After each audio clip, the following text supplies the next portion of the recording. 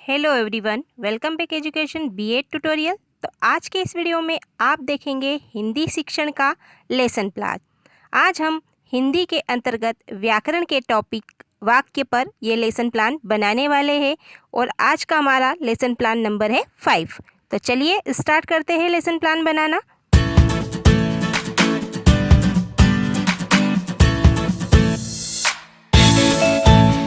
Video देखने से पहले आप सभी से रिक्वेस्ट है कि आप चैनल पर फर्स्ट टाइम आए हो तो जल्दी से चैनल को सब्सक्राइब कर लीजिए और बेल आइकन को प्रेस कर लीजिए, जिससे आने वाले लेटेस्ट वीडियो का नोटिफिकेशन आप तक सबसे पहले पहुंचे। तो यहाँ पर हम लेसन प्लान बनाते समय सबसे पहले लेसन प्लान नंबर डालेंगे, पाठ योजना क्रमांक 5। तो आज हमारा लेसन प्लान नंबर 5 है। अब हम यहाँ पर सामान्य जानकारी लिखेंगे।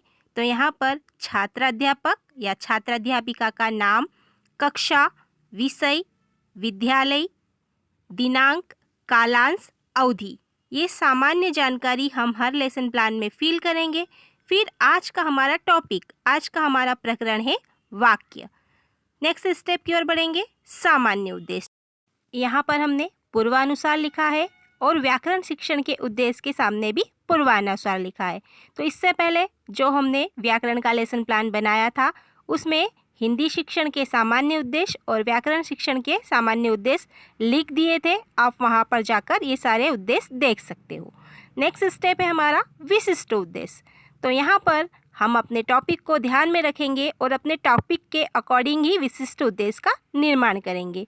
आप सभी अभी तक सीख गए होंगे कि विशिष्ट उद्देश्य हमें हर लेसन प्लान में नए बनाने होते हैं जो कि हमारे टॉपिक से संबंधित होते हैं। तो यहाँ पर हम ज्ञानात्मक, बोधात्मक, प्रयोगात्मक, विश्लेषणात्मक, संश्लेषणात्मक और मूल्यांकन, इन 6 पॉइंट पर अपने दो विशिष्ट उद्देश्य का निर्माण करेंगे। तो आप यहाँ देख सकते हो ज्ञानात्मक पक्ष में हमने क्या लिखा है। विद्यार्थी वाक्य की परिभाषा दे सकेंगे, विद्यार्थी वाक्य के प्रकारों को लिख सकेंगे। फिर बोधात्मक पक्ष में देखिए, विद्यार्थी वाक्य के प्रकारों के उदाहरण दे सकेंगे, विद्यार्थी वाक्य का अर्थापन कर सकेंगे। इस प्रकार हम इन 6 पॉइंट में अपने दो विशिष्ट उद्देश्य बनाकर तैयार कर लेंगे। तो आप यहाँ पर स्क्रीन पर अच्छी तरह से देख सकते हो और यहाँ से ये सारे विशिष्ट उद्देश्य नोट भी कर सकते हो। और आप सीखना चाहते हो कि विशिष्ट उद्देश्य किस प्रकार से बनाए जाते हैं तो आप कमेंट्स बॉक्स में कमेंट्स कीजिए, हम विशिष्ट उद्देश्य बनाना भी सीख लेंगे। अब नेक्स्ट स्टेप है शिक्षण सहायक सामग्री। तो आज हम इस लेसन प्लान को प्रस्तुत करते समय चॉक, डस्टर, लपेट श्यामपट्ट, चार्ट या कक्षागत विषय वस्तु शामिल करेंगे। तो ये हो गई हमारी शिक्षण सहायक सामग्री। नेक्स्ट स्टेप है शिक्षण विधियाँ। तो आज हम कौन कौन सी शिक्षण विधियाँ, कौन कौन सी टीचिंग मेथड यूज़ करने वाले हैं उनके नाम लिखेंगे। तो यहाँ पर हम आगमन विधि, निगमन विधि, प्रश्नोत्तर विधि, ये सारी विधियाँ यूज़ करेंगे। तो इसके नाम हमने लिख दिए। फिर होता है पूर्व ज्ञान। तो जो विद्यार्थी होते हैं वे वाक्य के बारे में सामान्य जानकारी रखते हैं। ये हो गया हमारा पूर्व ज्ञान। नेक्स्ट स्टेप की ओर बढ़ेंगे, प्रस्तावना प्रश्न या अभिप्रेरण प्रश्न। तो यहाँ पर हम 2 कॉलम बनाएंगे, छात्राध्यापक व्यवहार और छात्र व्यवहार। यहाँ पर हम बच्चों को कोई स्टोरी भी सुना सकते हैं या कुछ क्वेश्चन भी कर सकते हैं। तो यहाँ पर आप देखिए हमने फर्स्ट क्वेश्चन में क्या किया है, क प्लस म प्लस ल, कमल ये क्या है। बच्चों ने आंसर दिया शब्द। फिर शब्द किसे कहते हैं, 2 या 2 से अधिक अक्षरों के मेल को शब्द कहते हैं। फिर नेक्स्ट क्वेश्चन पूछा कि शब्द के मेल को क्या कहते हैं। तो बच्चा यहाँ पर निरुत्तर हो गया, उसे आंसर नहीं आया।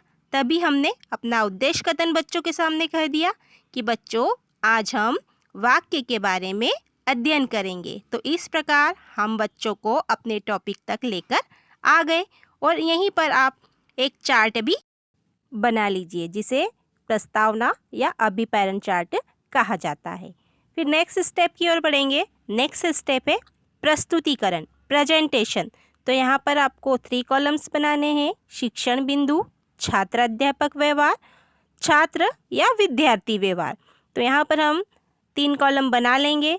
फिर हम एक एक कर अपने टॉपिक के बिंदु को समझाते चले जाएंगे। तो सबसे पहले हमने यहाँ पर वाक्य की परिभाषा बताई कि ऐसा सार्थक शब्द समूह जो व्यवस्थित हो तथा पूरा आशय प्रकट कर सके वाक्य कहलाता है।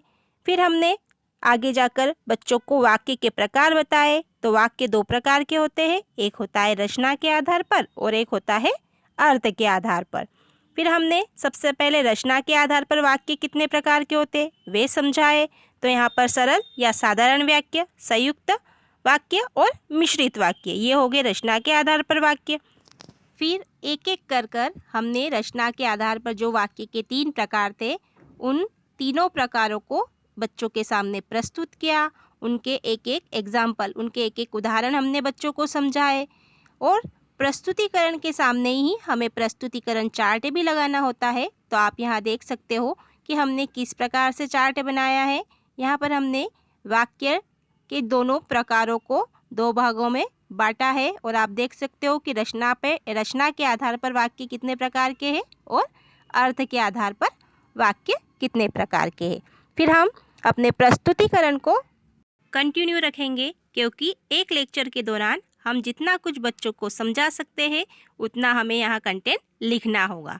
तो हमने जो वाक्य के प्रकार थे रचना के आधार पर उन सभी को समझा दिया, उनसे संबंधित कुछ क्वेश्चन भी बच्चों से करते गए। फिर हमने अर्थ की दृष्टि से वाक्य के प्रकार बताए। तो यहाँ विधिवाचक वाक्य, निषेधवाचक वाक्य, प्रश्नवाचक वाक्य, फिर विस्मयादिबोधक वाक्य, आज्ञावाचक वाक्य, ये सारे वाक्य हमने एक एक कर बच्चों को समझाए और इन सभी वाक्यों का एक एक उदाहरण भी बच्चों के सामने प्रस्तुत किया। आप यहाँ पर देख लीजिए कि हमें कितना कंटेंट एक लेक्चर के दौरान लिखना होगा, हम एक लेक्चर में कितना कंटेंट पढ़ा सकते हैं। फिर हमने इच्छावाचक वाक्य, संदेहवाचक वाक्य, फिर संकेतवाचक वाक्य, ये सारे वाक्य एक एक कर बच्चों के सामने प्रस्तुत करते चले गए, उनके एग्जाम्पल भी देते गए और साथ में बीच बीच में हमने बच्चों के बोध जानने के लिए बोधात्मक प्रश्न भी किए कि बच्चा किस चीज़ को कितना सीख रहा है। तो यहाँ पर हमें बीच बीच में क्वेश्चन करना भी बहुत ज़रूरी होता है। तो इस प्रकार से हमारा प्रस्तुतिकरण तैयार हो जाएगा। फिर हम बढ़ेंगे नेक्स्ट स्टेप की ओर। तो नेक्स्ट स्टेप है पुनरावृत्ति प्रश्न। यहाँ पर हम बच्चों से 3 से 4 क्वेश्चन करेंगे। तो आप क्वेश्चन देखिए, वाक्य की परिभाषा लिखिए, वाक्य कितने प्रकार के होते हैं, वाक्य के प्रकारों के नाम लिखिए रचना की दृष्टि से। तो इस प्रकार हमने जितना कंटेंट पढ़ाया उसी से संबंधित बच्चों से क्वेश्चन पूछेंगे। तो वो हो गए पुनरावृत्ति प्रश्न। फिर है नेक्स्ट स्टेप कक्षा कार्य। तो यहाँ पर हमने क्लास में बच्चों को कुछ कार्य करने के लिए दिया है। तो यहाँ पर हमने सही विकल्प चुनकर लिखिए, यहाँ पर आप देख सकते हो। फिर होता है गृह कार्य। तो यहाँ पर भी हमने बच्चों को 2 से 3 क्वेश्चन घर से करने के लिए दिए हैं। तो इस प्रकार से हमारा लेसन प्लान बनकर तैयार हो जाएगा और अंत में हम शाम पर सारांश लगाएंगे। तो शाम पर सारांश भी देख लीजिए।